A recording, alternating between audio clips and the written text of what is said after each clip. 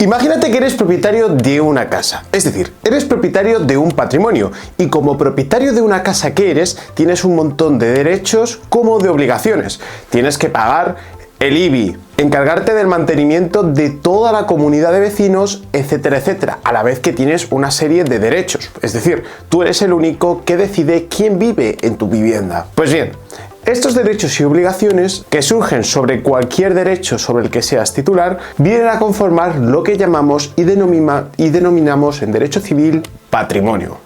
Pero, ¿qué es un patrimonio exactamente? ¿Y qué derechos y obligaciones vas a tener con respecto a este? Pues no te preocupes porque lo vamos a ver en derecho virtual, ya que este vídeo está especialmente pensado para ti si eres estudiante de derecho y tienes que aprender y entender al detalle en qué consiste un patrimonio. Así que si estás listo o lista, atento porque comenzamos.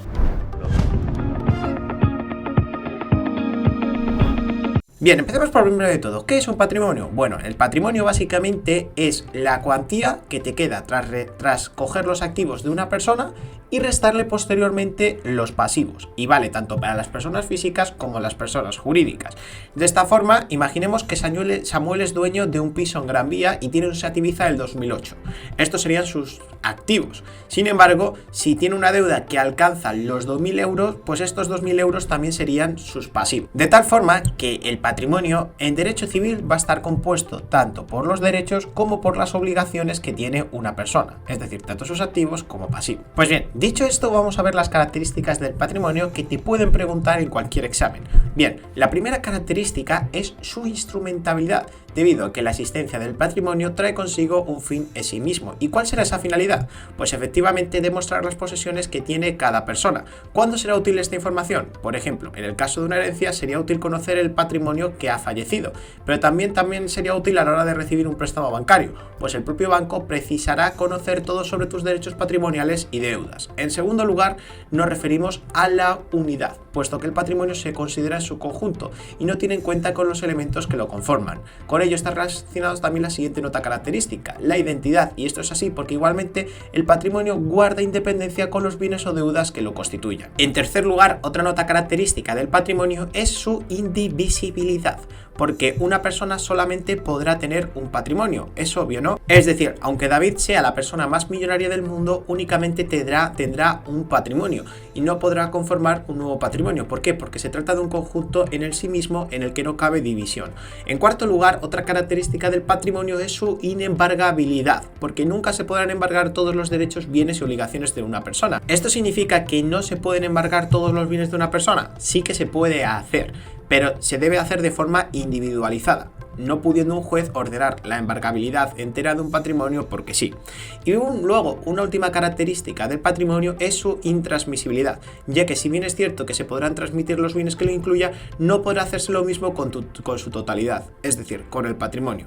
Sí, ya sé lo que me vas a decir, pero ¿y qué ocurre con las herencias? Pues muy sencillo, en el momento en el que se produce la muerte del titular del patrimonio, se extingue la personalidad que lo vincula con él. De esta forma, la relación que los unía se elimina, pudiendo llevar a cabo la transmisión. De hecho, la transmisión intervivos del patrimonio está completamente prohibida, porque imagínate que Samuel, estando en vida, quiere donar todos sus bienes, pues en este caso se quedaría sin nada. Bien, ahora ya sabes qué es el patrimonio, es el momento de conocer su contenido, es decir, todo lo que va a componer dentro de este. Pues bien, debes saber que el patrimonio, como hemos dicho, está compuesto tanto por todos los derechos patrimoniales, así como por las obligaciones, que son las deudas. Pues bien, en primer lugar tenemos los derechos patrimoniales, como ya hemos dicho, que son todos aquellos derechos que son susceptibles de tener un valor económico. Por un lado tenemos los derechos reales, como por ejemplo la propiedad. Se tratan de derechos de carácter patrimonial que permiten a su titular, dueño de un bien, disponer y disfrutar de él sin ningún límite más allá de lo establecido por ley. Por cierto, si quieres saber qué son los derechos reales, aquí te dejo un vídeo en las tarjetas donde te lo explico al detalle.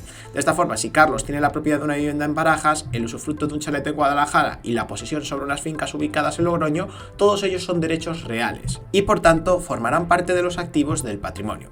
Por otro lado tenemos los derechos personales, que son todos aquellos derechos que solamente podrán ser exigidos por un grupo determinado de personas que hayan contraído obligaciones correlativas debido a la ejecución de una acción o el simple establecimiento de tal deber en la legislación. Imagínate que Carlos se divorcia de su mujer María del Carmen, con la que que tiene un hijo menor de 5 años. Si se divorcian y se establece que tiene que pasar una pensión, esta pensión se trata de un derecho personal de su hijo y formará parte de su patrimonio. Y ya por último, los derechos intelectuales, como los derechos de autor del escritor de una novela, son derechos de propiedad intelectual vinculados con la creación de obras de carácter artístico, literario o científico, entre otras, y que otorgan a su creador una protección especial. Imagínate que Carlos escribe una novela de ficción histórica, pues en este momento surgirán los derechos de autor, que formarán parte de los derechos intelectuales que constituyen su patrimonio. Esos derechos de autor incluirán de la misma manera los derechos morales que hacen referencia a la expresión intelectual del autor, y los derechos patrimoniales que serán los empleados para fines de explotación como la distribución o la reproducción del libro. Y como ya se ha mencionado, todo ello formarían parte del patrimonio de Carlos. Y ahora, dejando de lado de los derechos, es hora de conocer las deudas, y es que la mayoría de la doctrina ha discutido si este concepto podría incluirse dentro del patrimonio de una persona. Sin embargo, si tenemos en cuenta la legislación, es inevitable constatar que estas obligaciones formarán parte del patrimonio. ¿Sabes a lo que me refiero? El artículo, por ejemplo, 1991 del Código Civil se refiere a la responsabilidad patrimonial universal del deudor con sus acreedores, sosteniendo que del cumplimiento de las obligaciones responde el deudor con todos sus bienes presentes y futuros, es decir, con su patrimonio. Pero no solo ocurre en este caso, sino que en la materia sucesoria podemos encontrarnos algo parecido. En primer lugar, el artículo 659 del Código Civil establece que la herencia comprende todos los bienes, derechos y obligaciones de una persona que no se extingan por su muerte, y en segundo lugar añade que los herederos sucederán al difunto por el hecho solo de su muerte en todos los derechos y obligaciones. Para comprenderlo mejor, te lo voy a poner con un ejemplo. Ya hemos visto que Samuel fallece y deja a sus herederos su piso en Gran Vía, y que en este caso tiene una deuda que hemos mencionado antes que alcanza los 2.000 euros. Pues bien, la deuda va a formar parte del patrimonio, y si en este caso los herederos no pagan las deudas, le podrán embargar. Bueno, llegados a este punto, quiero plantearte la siguiente cuestión. ¿Sabes qué clases de patrimonio existen? Pues no te preocupes porque estamos a punto de descubrirlo. Verás, cuando hablamos de patrimonio tenemos que diferenciar en primer lugar del patrimonio personal o general, que es aquel atribuido a cada persona física o jurídica con un fin determinado. Por ejemplo, podríamos hablar de la vivienda de Samuel, cuya finalidad era tener en propiedad un lugar en el que vivir y su coche que le ayudaba a desplazarse. Por otra parte, tenemos también los patrimonios separados, que podemos definirlos como los patrimonios que se apartan del general con un fin concreto. Es decir, se trata de una clase excepcional que existe en casos tasados debido a que esta disgregación se produce por una norma del ordenamiento jurídico. Esto puede ocurrir en un concurso de acreedores, cuando el patrimonio pasa de estar administrado por la empresa a estarlo por el administrador concursal.